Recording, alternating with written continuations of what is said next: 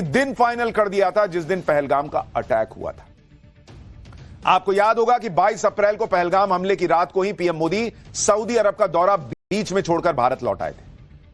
तब देश ने वो तस्वीर भी देखी थी। पीएम मोदी की यह तस्वीर आपको याद होनी चाहिए। उन्होंने एयरपोर्ट पर उतरते ही सीधे एनएसए अजीत डोभाल के साथ हाई लेवल मीटिंग की थी। वहीं एयरपोर्ट पर यह तस्वीर देखिए, दुनिया हैरान रह गई थी। विदेश सचिव वहां मौजूद थे, मिस्री साहब, अजीत डोभाल। पीएम मोदी के लिए गाड़ी का दरवाजा खुला, वो गाड़ी में नहीं बैठे और वो एयरपोर्ट पर सीधे वहीं पर हाई लेवल मीटिंग करने लगे थे, क्योंकि वो वहीं सऊदी अरब में मन बना चुके थे कि पाकिस्तान को मारूंगा, ठोकूंगा। ये उस मीटिंग की तस्वीर है। इस मीटिंग में इन लोगों को कह दिया गया था, प्लान बनाइए, मारेंगे। हमारे सूत्र बता रहे हैं कि उसी वक्त पीएम मोदी तय कर चुके थे कि पाकिस्तान को तगड़ा सबक सिखाएंगे और रगड़ेंगे। पीएम मोदी ने जब फैसला कर लिया कि पाकिस्तान को इस बार किसी भी कीमत पर छोड़ेंगे नहीं, तो उसके बाद ऑपरेशन की प्लानिंग और टाइमिंग पर चर्चा शुरू हुई। अब आपको हमारे टॉप सोर्सेज के हवाले से बताता हूं कि ऑपरेशन सिंदूर प्लान कैसे किया गया। 23 अप्रैल यानी अटैक के अगले दिन से लेकर 5 मई तक, यानी अटैक जो पाकिस्तान पर अटैक हुआ उससे एक दिन पहले तक 47 ऐसी मीटिंग हुई जिसमें स्ट्रैटेजी बनाई गई। यह मीटिंग बिल्कुल किसी अज्ञात सेफ हाउस में हो रही थी, यानी मीडिया की नजरों से दूर, दुनिया की नजरों से दूर। आप इस दौरान देखते थे कि पीएम मोदी जो है वो एनएसए से मिल रहे हैं, फलाने से मिल रहे हैं, ढिमकाने से मिल रहे हैं। उन मीटिंग में पीएम को सिर्फ ब्रीफ किया जाता था कि क्या हो रहा है, नहीं हो रहा है, लेकिन असल प्लानिंग किसी अज्ञात सेफ हाउस में हो रही थी। किसी को कानो कान इसकी भनक तक लगने नहीं दी गई। और आप सोचिए 47 मीटिंग हुई, 47 मीटिंग, ये हमारे टॉप सोर्सेस कह रहे हैं। उसके बाद ऑपरेशन सिंदूर जो है वो फाइनल हुआ। इन बैठकों में एनएसए अजीत डोभाल होते थे, सीडीएस जनरल अनिल चौहान होते थे, army chief general Upendra Dwivedi होते थे, air chief marshal AP Singh और एडमिरल दिनेश त्रिपाठी। अलग अलग रणनीति के हिसाब से अलग अलग बैठकें भी हुई और एनएसए सभी बैठकों में शामिल रहे। लगातार मीटिंग्स में स्ट्रैटेजी बनती जा रही थी, अलग अलग एक्शन प्लान पर चर्चा हो रही थी, लगातार ब्रेनस्टॉर्मिंग की गई कि पाकिस्तान को अगर मिट्टी में मिलाना है वहां पर आतंकियों को, तो ऐसा क्या किया जाए जो पाकिस्तान भी सोच ना पाए। आतंकी ठिकानों पर कैसे सटीक स्ट्राइक की जाए जिससे यह ऑपरेशन कामयाब हो सके। टॉप सोर्सेज के मुताबिक लगातार मंथन के बाद आतंकी ठिकानों पर स्ट्राइक की प्लानिंग फाइनल हो गई। आतंकी ठिकानों पर स्ट्राइक करने के लिए 3 प्लान बनाए गए थे इन 47 मीटिंग के बाद, प्लान ए, प्लान बी और प्लान सी। तीनों प्लान के असेसमेंट के पैरामीटर तय किए गए। इनमें प्लान्स के असेसमेंट के पैरामीटर सक्सेस रेट 0 to 5 के स्केल पर तय किए गए कि भाई जैसे प्लान ए है उसके सक्सेसफुल होने का कितना चांस है। 5 मतलब एकदम पक्का सक्सेसफुल होगा, 0 मतलब बिल्कुल नहीं होगा, 1 मतलब थोड़ा चांसेस हैं गड़बड़ होने के। इस तरह से उसको सक्सेस रेट पर इन प्लान्स को बांटा गया कि प्लान ए के सक्सेस रेट इतना है, प्लान बी का इतना है, प्लान सी का इतना है। फिर इसमें मापा गया कि अपने हथियार और उनकी रेंज क्या रहेगी अगर हम प्लान ए के साथ जाते हैं या प्लान बी के साथ जाते हैं या प्लान सी के साथ जाते हैं।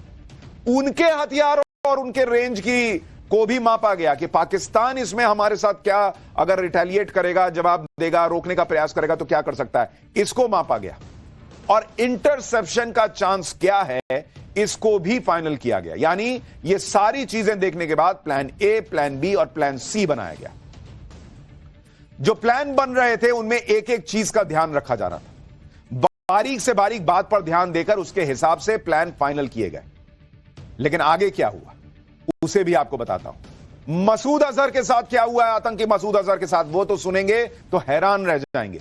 लेकिन पहले अभी सिलसिलेवार ढंग से चलते हैं। टॉप सोर्सेज के मुताबिक पहले यह तय हुआ कि प्लान ए एक्टिवेट होगा।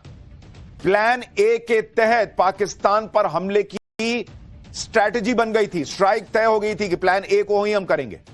लेकिन आतंकी अड्डों पर स्ट्राइक के 2 घंटे पहले, महज 2 घंटे पहले प्लान ए की जगह प्लान बी पर फैसला हो गया कि नो नो नो नो, हम प्लान ए के साथ नहीं जाएंगे, हम प्लान बी के साथ जाएंगे। जैसा आप फिल्मों में देखते हैं वैसे ही बिल्कुल सीक्रेटली सब कुछ हुआ। और लास्ट मिनट पर, आप सोचिए अटैक होना है, तैयारी तीनों प्लान के हिसाब से कर ली गई थी, लेकिन लास्ट मिनट पर प्लान ए को बदल के प्लान बी कर दिया गया, क्योंकि प्लान ए में लास्ट मिनट पर यह लगने लगा था कि इंटरसेप्शन की आशंका, यानी पाकिस्तान इंटरसेप्ट कर सकता है। इसलिए हमले के 2 घंटे पहले प्लान बदल दिया गया। यानी उस दिन रात को 12:30 बजे के करीब अटैक हुआ था।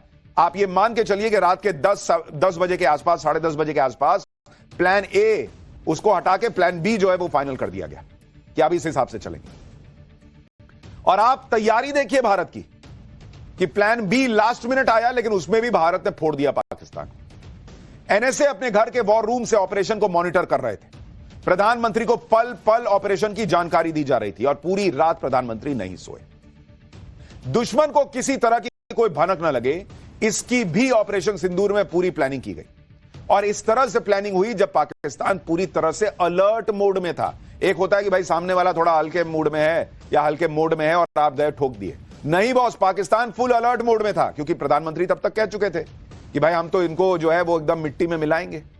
पाकिस्तान के अलर्ट होने के बीच ही ऐसा प्लान तैयार हुआ कि पाकिस्तान को हवा तक ना लगे, भनक तक ना लगे और वो कुछ कर ना पाए। टॉप सोर्सेज के मुताबिक प्रधानमंत्री का ऑब्जेक्टिव एकदम क्लियर था। आतंक के खिलाफ युद्ध जरूरी है, यानी दुनिया को संदेश आतंक को नहीं सहेंगे ये जाना चाहिए। यानी पाकिस्तान को संदेश कि आतंक झुका नहीं सकता, यह भी संदेश जाना चाहिए और देश को भी यह संदेश जाना चाहिए।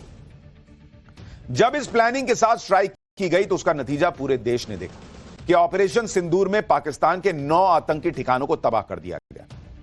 भारत ने सटीकता के साथ पाकिस्तान के आतंकी ठिकानों पर हमला किया था और पाकिस्तान को भनक तक नहीं लग पाई थी कि भारत ऐसा कुछ कर देगा। आप ये तस्वीरें देखिए, ऑपरेशन सिंदूर, 9 टारगेट जो पहले दिन भारत ने अटैक किया था। प्लान बी एग्जीक्यूट हुआ, लास्ट मिनट पे प्लान चेंज हुआ, फिर भी भारत ने यह धमाका मचा दिया था। ऑपरेशन सिंदूर में अब हम एक और बहुत बड़ा खुलासा करने जा रहे हैं जिसके बारे में देश जानना चाहता था। हमारे टॉप सोर्सेस के मुताबिक भारत के हमले के ठीक पहले जैश-ए-मोहम्मद के हेडक्वार्टर में आतंकी मसूद अजहर मौजूद था। पूरे परिवार के साथ आतंकी मसूद अजहर बहावलपुर में मौजूद था, जैश के हेडक्वार्टर में। और हमले से कुछ देर पहले कहा जा रहा है कि जैश हेडक्वार्टर से निकलकर मसूद अजहर दूसरी बिल्डिंग में गया था। हमले से कुछ देर पहले ही दूसरी बिल्डिंग में चला गया था मसूद अजहर, ऐसा दावा किया जा रहा है।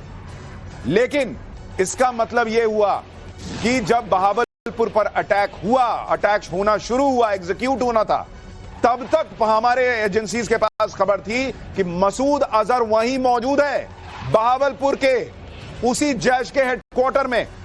यानी मसूद अजहर का डेथ वारंट साइन हुआ था उस दिन।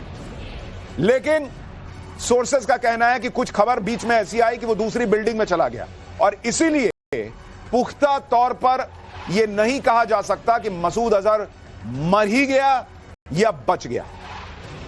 कुछ लोगों को लगता है वो बच गया क्योंकि लास्ट मिनट पर वो दूसरी बिल्डिंग में चला गया, लेकिन वो लौट कर यहां आया था नहीं आया था अभी किसी को नहीं पता।